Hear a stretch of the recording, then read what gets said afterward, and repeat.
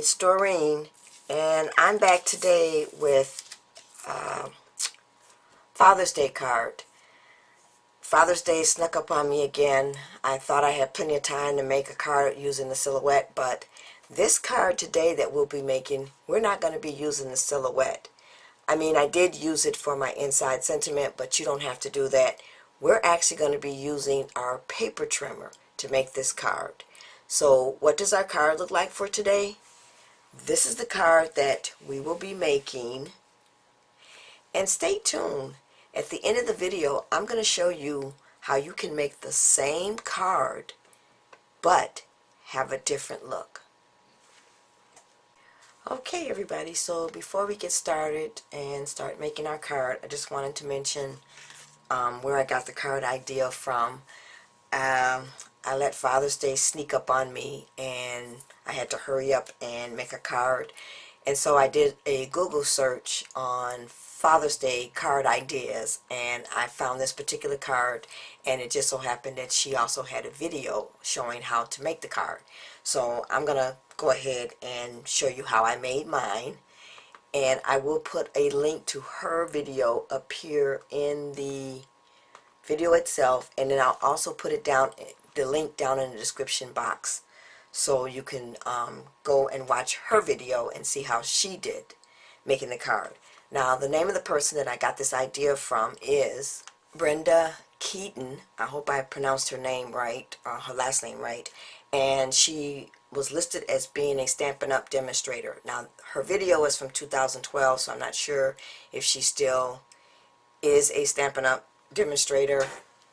But I just wanted to mention her name, and that's where I got the card idea. So in this video, we will not be using the silhouette. This is all using your paper trimmer.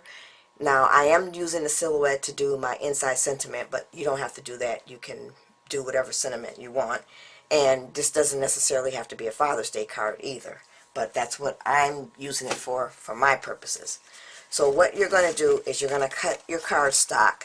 Now, if your cardstock is not double-sided and you don't want the other side to show as the collar, then you're going to cut your cardstock 4 inches by 5 7/8. If your cardstock is double-sided, then you will cut your cardstock 4 inches by 5 1/4 inches. Let me make sure that's correct. Okay, that is correct. So if your cardstock is double-sided and you want to use the side that's on the other side to do your collar, then you will just cut your cardstock 4 inches by 5 1/4. In this particular instance, I wanted my collar to be the same as the front of my, which is really going to be our shirt. So that's why I cut mine 4 inches by 5 7/8.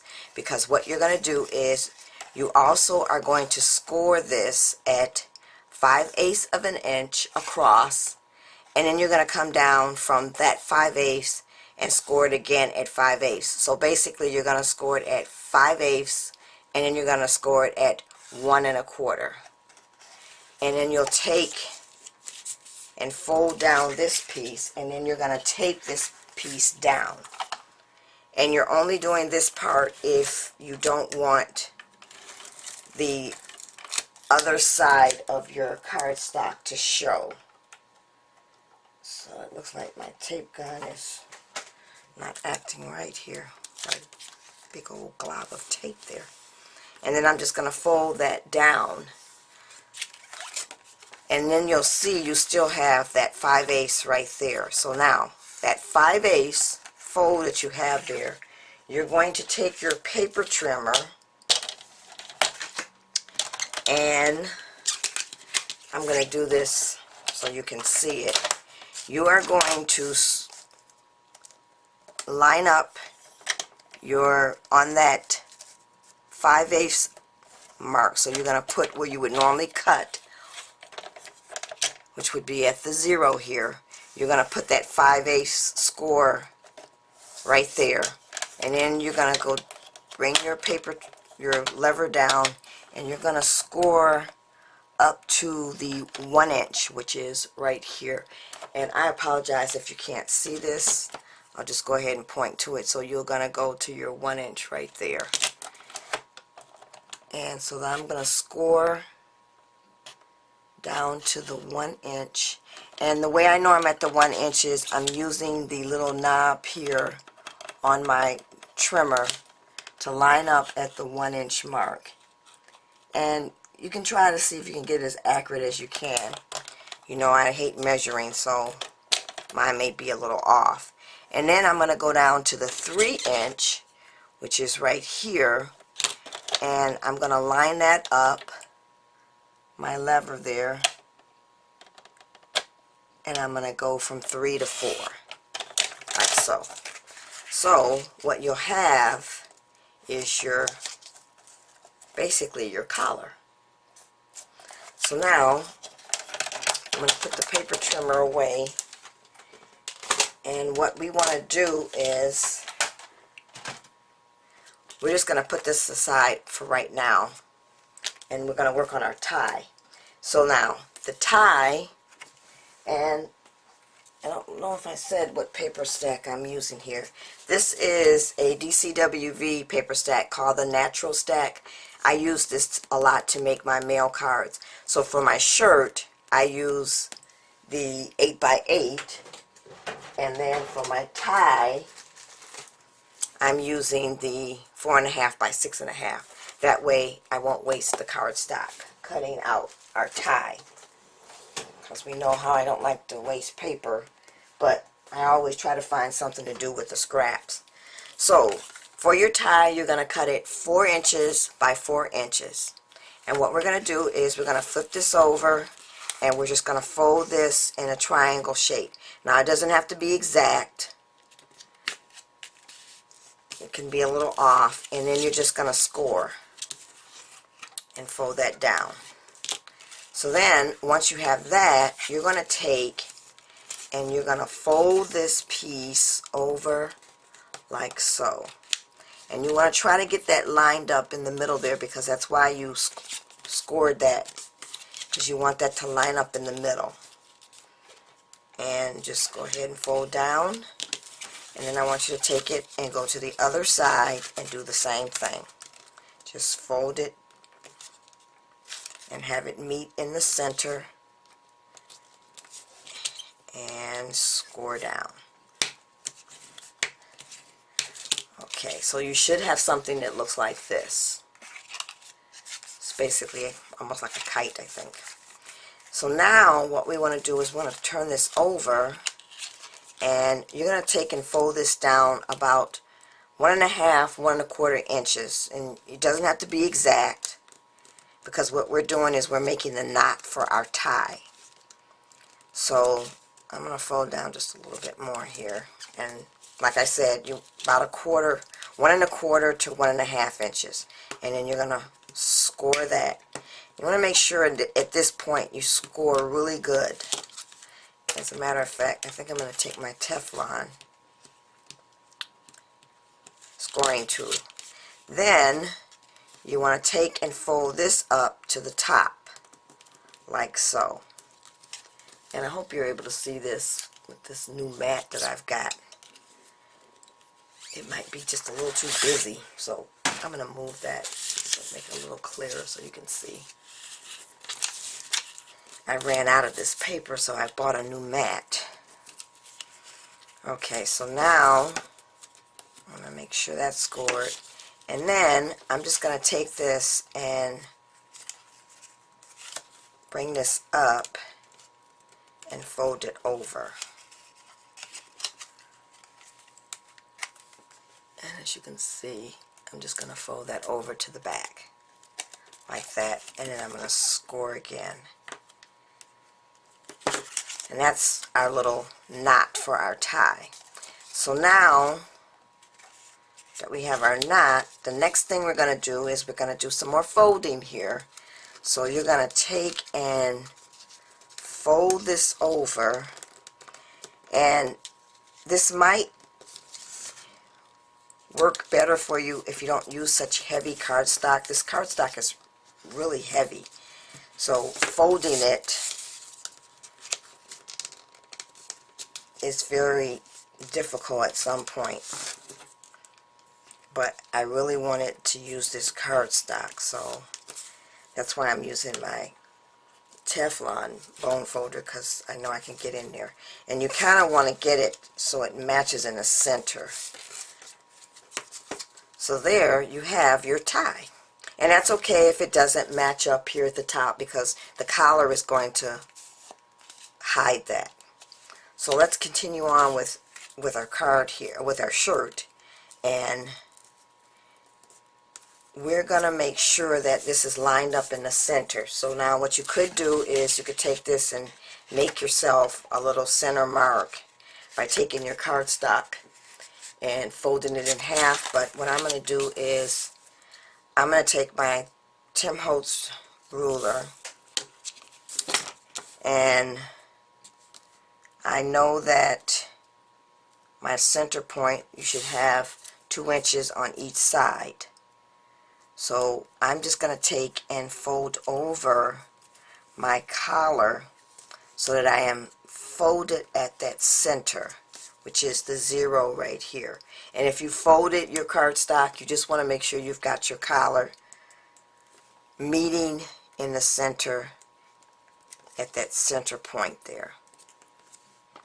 So then I'm going to take the bone folder again, and since I've got it there, I can go ahead and we're just going to make sure this lines up, and then I'm going to press down.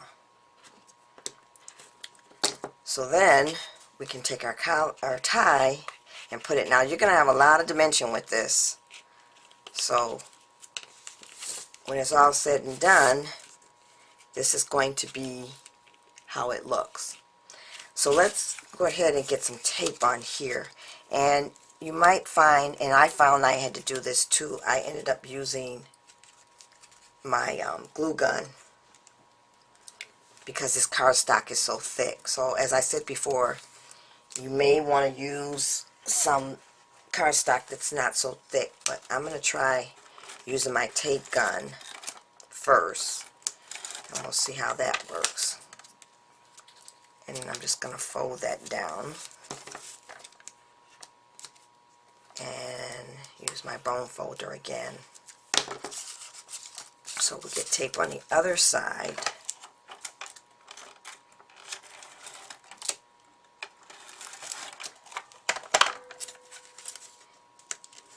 And press that one in. Okay. Looks like we need a lot of tape on this piece. And I'm just going to hold it for a second.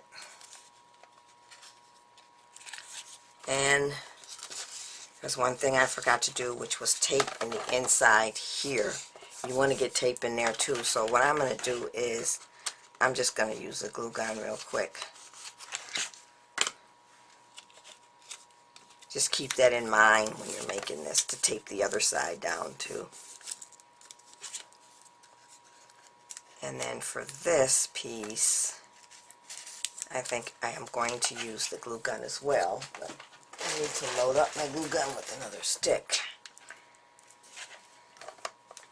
So I'm going to put a dollop of glue right there, and then I'm going to just press that down.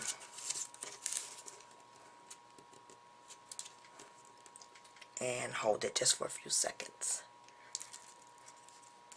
Okay.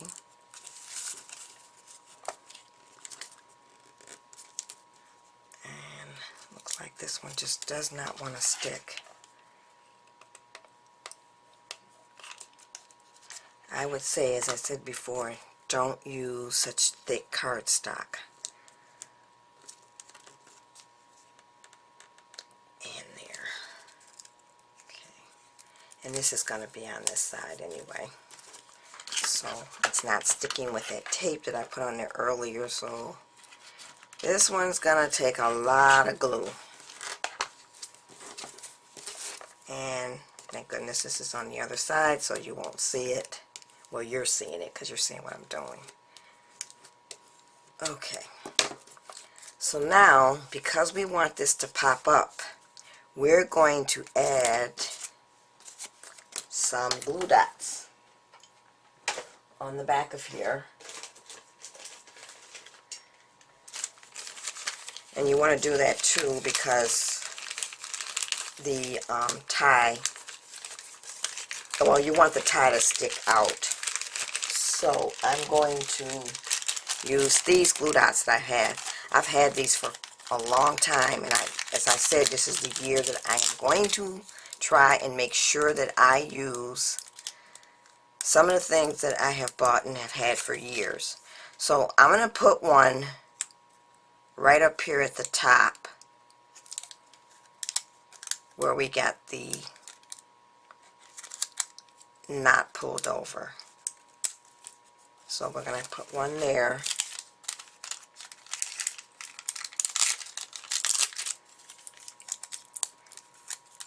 And then I'm going to add another one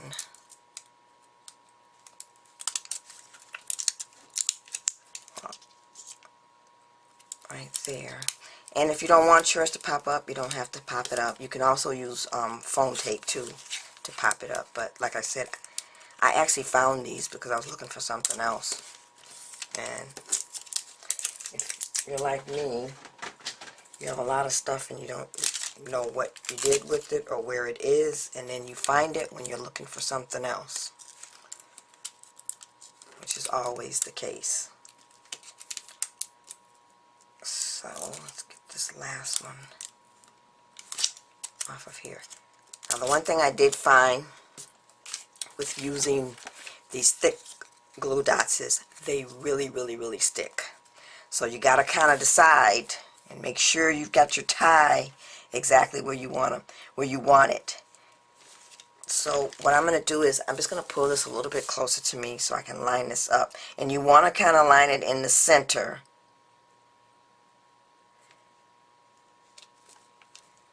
And you also want to make sure you get it on there straight. And I want to bring it up just a little bit more, so I'm going to pull this up just a little bit.